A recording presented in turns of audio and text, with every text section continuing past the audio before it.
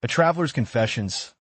I met Angela on a bus to Gula back in 2018. Sighted on that bus, to a place I had never been to but only heard of, read, and studied about. I had a lot of imaginations. Imaginations of the people, the environment, the weather, and the particulars of the directions I needed to take to reach my final destination. I wonder what the bus stop there looked like. Was it a bus park like Nemeaba, where I had boarded this one, or like those on the roadside? Just like the one at Yard opposite the Electoral Commission headquarters? I had purposely booked myself a window seat so that beyond the fresh air, I could see the wild, the vast grasslands, and more importantly, the water as we approached the Kuruma Bridge. I had got word from a friend whose work with a health-oriented NGO had permitted him to traverse several parts of this country that Kurama Bridge was one of the many things I would chance to see en route to Chairman Norbert Mao's home soil. As much as I relished the trip and any exploration it would offer, I was deeply concerned about what food I would eat while there. And for that reason, I stocked up a few cupcakes as food security, just in case. Next to me, to the right, sat a dark-skinned lady, the size of Doreen Nyanjura and the height of Beatrice Eniwa, clad in blue jeans and white sneakers. I had seen her walk in right before she sat next to me. Besides exchanging greetings, we didn't say much to each other. Although covered with a head sock, her hair seemed to be neatly combed with a few curls towards the tail end of it. Being the cold morning it was, she wore a black cardigan with a scarf wrapped around her neck. With her, she carried a backpack. Judging by her physical appearance, I figured she was from up north. The bus set off at about 8 a.m., navigated through the traffic, and by 9:30, we had reached Wabulenzi in Luro. On the TV in the bus, they played what seemed to be like gospel music. And yet, somehow, my neighbor and I managed to cut out the noise to concentrate on what mattered more to us. On a pip, with earpieces plugged into her double-pierced ears, she was watching videos on YouTube, while I spent most of the time looking out the window, trying to take stock of the countryside. Staring as far out as my sights could afford me, there was a lot to love about the countryside, but I also saw enough to cause concern. As much beauty as nature seemed to offer, the signs of poverty and despair offered in equal measure. There had been a short stop in a small town I came to know of as Migera, while the longer one was at a town called Boyle. As one would expect, the travelers indulged themselves with a few snacks before embarking on the journey. Too cautious on what I put in my stomach, fearing the unknown.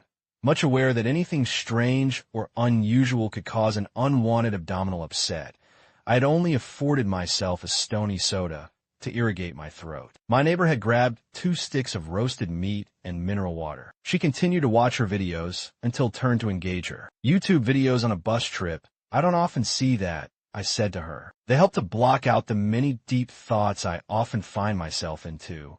She responded. Are you from up north? I asked, wanting to confirm what I had already thought. I'm Robert, by the way. Yes, and you? She answered with her own curiosity. Not really. Actually, this is my first ever trip to Gulu. I'm Angela. So what brings you up north? An adventurous trip. Work, I noted, explaining a bit of what my planned short trip would entail before asking her whether she is familiar with the geography of Gula town. Born and raised at a village near Pest War Memorial Stadium that my mind is too shy to recall, Angela offered a brief about the area, a little of the history, the cultures, and the present day of Gula town. To keep the ball rolling, I was intent when I shared a bit of history about where I come from. Surprisingly, our conversation grew so well, enough not to realize that the bus driver was even overspeeding in some instances of the 5-hour-long journey. We found ourselves speaking at ease, sharing a few childhood memories, the first time we had each boarded a bus from where to where, some of the schools we had attended, and the shortcomings of our political governance system, among other things. But more importantly, we spoke about the lies we had been told as children about this concept called adulting. Adulting isn't for the faint-hearted. It's an extreme sport, she said, while reflecting on all those days she had been woken up to attend early morning preps when she had joined boarding school with the false promise of, you will sleep as much as you want post-school. When you're an adult, as encouragement. We shared about our struggles in the adulthood arena, the expectations and unwritten responsibilities that come with, pointing out how long it took me before signing my first professional working contract post-school and the struggles that came with finding a purpose in one's life. Having graduated summa cum laude from McCary Business School in the UBS, where she had done business administration, majoring in accounting, Angela had found no trouble getting a job with an international audit firm, where she worked while doing other postgraduate account courses. She would later be sent to Nairobi, where she did more training before returning home. She also juggled side gigs, filing tax returns, and bookkeeping for small businesses. She was on a dream career path. Although she didn't have much of a social life away from work and church, she had managed to stay reasonably close with some of her friends. As she progressed with her career, so was her financial well-being. At 32, she owned a well-performing middle-class restaurant,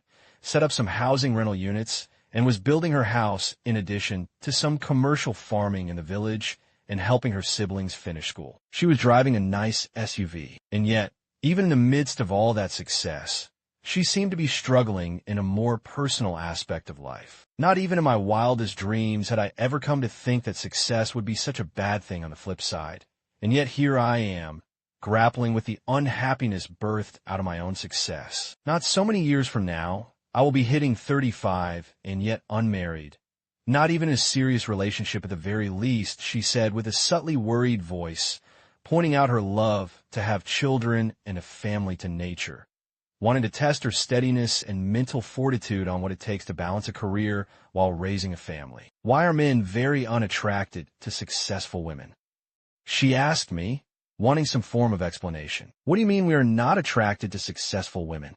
I put it back to her just to give myself enough time to think through my answer. The men that find themselves attracted to me seem not to want anything long-term. I have had one who wanted just to be friends with benefits, while the other two casual relationships that seemed to show signs of progress at different intervals all seemed to collapse as soon as they started to learn about my career, what I had, and what plans I had for the future. When we had started to have real progressive conversations, Angela explained. Acknowledging that it wasn't a simple question, I did admit that it's true that a good number of men tend to stay away from such career women, that we do feel a little intimidated by them. By our very nature, we pride ourselves in being able to provide, protect, and be problem solvers, and yet, the way we see it is that such women have it all covered. I do feel intimidated if, instead of 30,000 or 50,000 shillings as post-date airtime, upkeep, or transport, depending on which way you look at it, I have to consider giving 100,000 just because you came driving a nice car. At that point,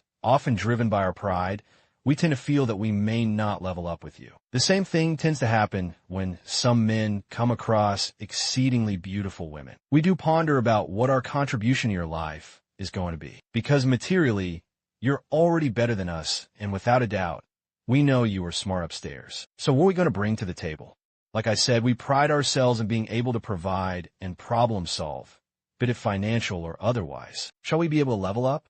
We don't want to be dominated. We think of how all this would play out in a serious relationship or even a marriage, and oftentimes the negative conclusion is that we may fall short in being leaders of this tiny government. Beyond my straight explanation, I didn't have much of a solution for Angela, but I did point out to her that the right person will come around in due time. If you're a prayerful person, which I think you are, then you know that God is never late, I confidently said, reminding her to reflect on the scriptures of Matthew 7 verse 8. Hi everyone, this is Robert K. Circles. Thank you so much for tuning into the podcast today. I really appreciate you taking the time to listen. I hope you enjoyed this story. If you did, I'd be incredibly grateful if you could take a moment to subscribe to the podcast so you don't miss any future episodes. Give us a like on your favorite podcast platform. Leave a comment letting us know what you thought. We love hearing your feedback. And if you know someone who might enjoy the show, please share it with them. Your support means the world to me and helps us reach more listeners. Thanks again for being a part of the Robert K. Circles community. Until next time, take care.